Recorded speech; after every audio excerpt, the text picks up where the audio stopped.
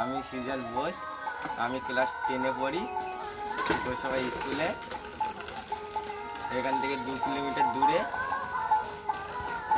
মাঠ দিয়ে যেতে হয়। আমি একটা সাইকেল পেয়েছি স্কুল থেকে, এই জন্য আমার যাওয়ার সুবিধা হয়।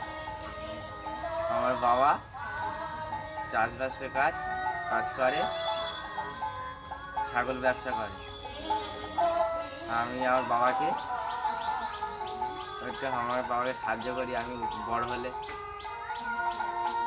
চাই আমি একটা ব্যবসা করতে, আর চাই আমার যেন পরিবারটা যেন ভালোভাবে চলে। আমার পাশে দাঁড়াতে চাই, আমার সংসারকে ভালোভাবে যেন চালাতে পারি, এইটাই আমার ইচ্ছা। আমার সরকারি স্কুলে কাজ করে,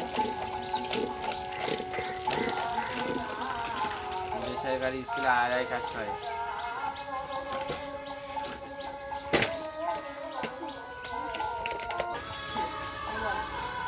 বেসরকারি স্কুলে কাজ করে আমার মা।